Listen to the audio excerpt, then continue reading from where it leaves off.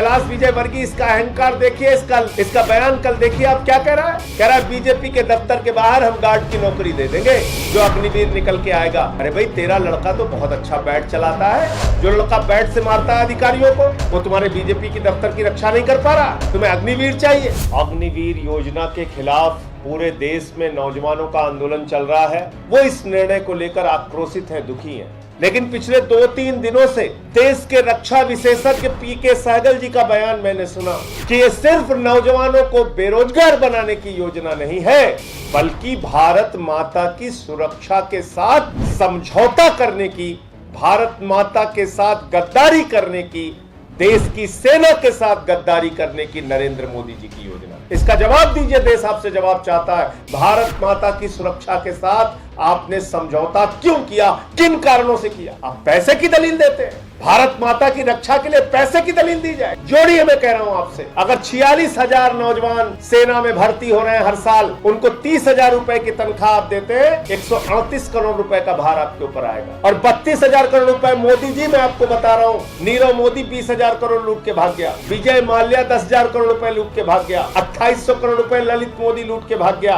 पैसे का संकट, आर्थिक संकट, अडानी के लिए आर्थिक संकट नहीं, राफेल के रक्षा सौदे में दलाली खाने में आर्थिक संकट नहीं, उसमें अनिल अंबानी के साथ मिलकर दलाली खाएंगे।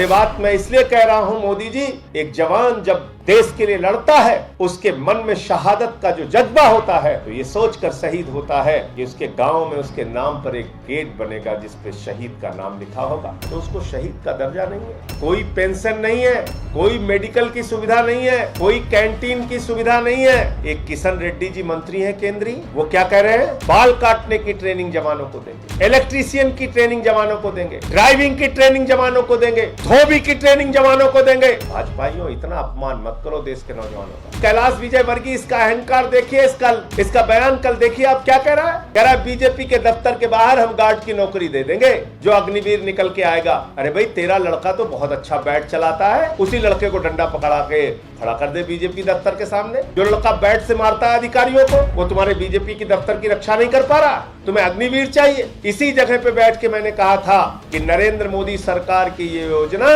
प्राइवेट कंपनियों के लिए सिक्योरिटी गार्ड बनाने की योजना है। और तनख्वाह मैंने बताया था आपको, अगर अग्निवीर योजना इतनी अच्छी योजना है मोदी जी, तो आपके भतीजों को सबसे पहले इसमें प्राथमिकता मिलनी चाहिए। जब 4 साल के बाद कटोरा लेके वो लोग भीख मांगेंगे गली गली में, तब आपको अकल आएगी, तब आपको नौजवानों का दर्द समझ में आएगा। ये योजना वापस होनी ही चाहिए। आज विपक्ष के लोगों से कहा जाता है शांति की अपील हम लोग तो कर रहे हैं। कहां छुपे हैं देश के प्रधानमंत्री? क्या वो सामने आके नौजवानों से अपील नहीं कर सकते? नौजवानों के गुस्सों के साथ खिलवाड़ मत कीजिए मोदी जी। जैसे इन्होंने आपको अपने कंधे पर बिठा के सत्ता के शिखर पर पहुंचाया है, वैसे ही आपकी सरकार को अपने वोट की ताकत से, अपनी मेहनत से ये लोग जमींदोज करने का भी काम करेंगे।